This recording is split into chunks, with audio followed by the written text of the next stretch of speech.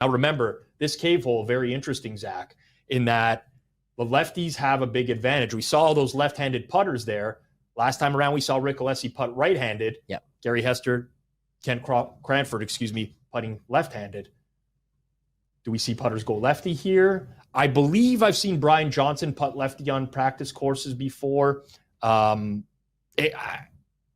brings in a big advantage. But This is a challenging hole. You can ace it, but you can also put up a big score if you don't get that tee shot right. And this is one I feel like these putters at this point where you're currently sitting at amongst the leaderboard, you're thinking, I've got to get myself into the top 3. And if I'm not going to be in that top 3, I've got to do every single thing I can to stay within a wild card position. You look at the rest of your group here now, you're probably going to be looking at, hey, let's just not put up big scores, right?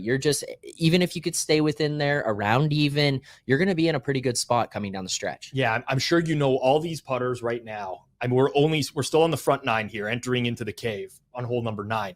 But all these putters know where they stand right now.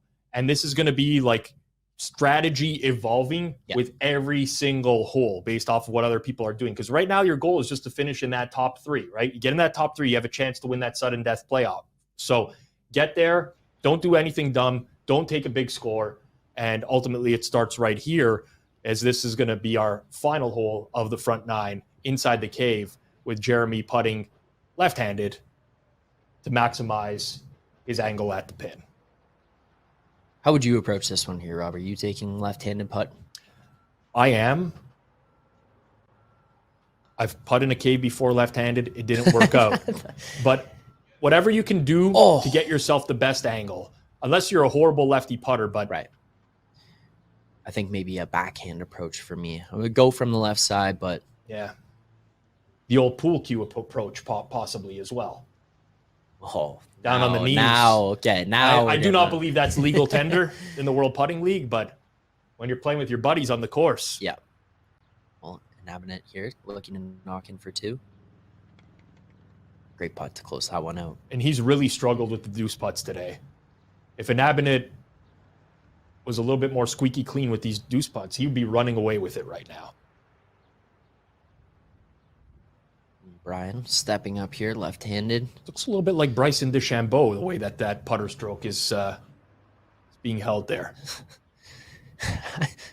little shades of Bryson with the steady lock grip there. Yeah. Great putt, though. Yeah. Great putt. See, I need to get out with these guys before our golf season starts up here in Canada because, Rob, you've golfed with me. I can't putt to save my life.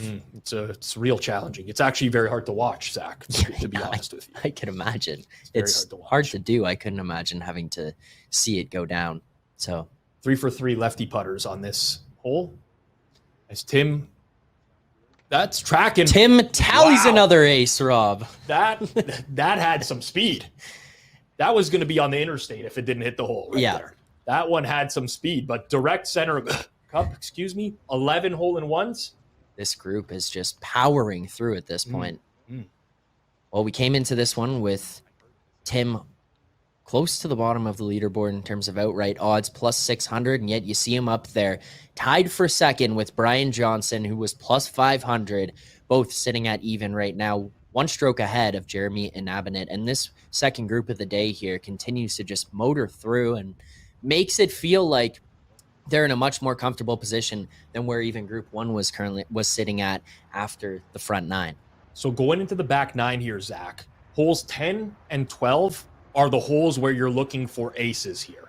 Everything else on the back 9 is extremely challenging to get an ace, but 10 and 12 are where you're going to try to make up strokes. This hole in particular, some will play this from the left side, some will play it from the right side, just like the graphic shows you. The ball is going to go right to left, and then it's going to straighten out.